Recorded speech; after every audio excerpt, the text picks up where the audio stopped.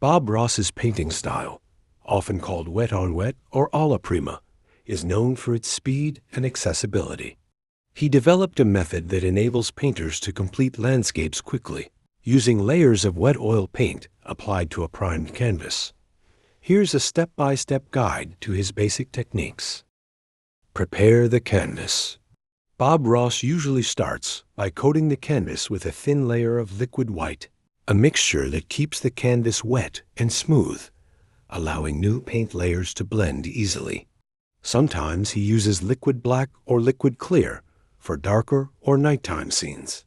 Spread this base coat thinly across the canvas using a large 2-inch or 1-inch brush. Wipe off any excess to avoid too much slickness. Sky and background colors. Begin with the sky, often blending colors directly on the canvas. Bob typically uses colors like phthalo blue and titanium white for a daytime sky. Starting from the top of the canvas, use crisscross strokes with a large brush, blending colors as you move down. Add more white to lighten the color as you approach the horizon. For clouds, load the corner of a fan brush with white paint and use small circular motions to create soft, fluffy cloud shapes, blending lightly around the edges for a soft look. Mountains. For mountains, Bob uses a palette knife to apply dark colors like midnight black or a mix of dark blue, brown, and black. Load the knife with paint, and with a light touch, drag it across the canvas to create jagged mountain shapes. The uneven pressure creates natural ridges. To add snow or highlights, use titanium white, applying it lightly with the edge of the knife so that only the peaks catch the paint, giving the appearance of snow or light catching the mountaintops. Foreground trees and foliage. Using a fan brush or a round brush, Bob dabs on dark greens, browns, or blacks to form tree trunks and branches. He creates foliage by layering lighter shades over the dark base, gently dabbing to add depth and texture.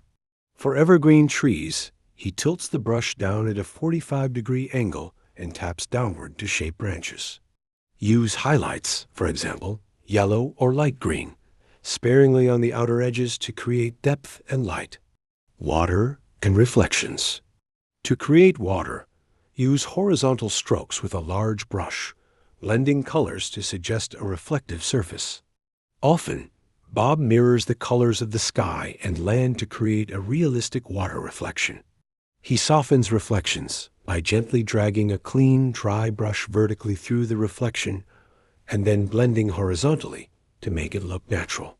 Finishing details. Grass, rocks, and trees.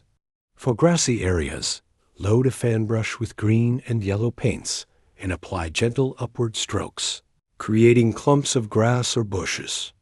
For rocks, Bob uses the palette knife, similar to the mountain technique, adding shadows with darker colors and highlights with lighter ones.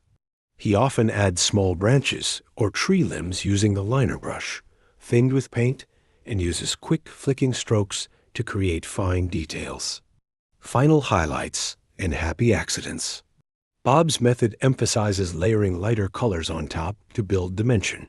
He often says, "We don't make mistakes, just happy accidents," encouraging artists to embrace unexpected outcomes and work them into the painting. Finally, add any highlights to bring out textures or details that make the painting come alive. Bob Ross's techniques are designed to keep the process relaxing and enjoyable, letting painters discover creative possibilities without overthinking each step. Please like and subscribe.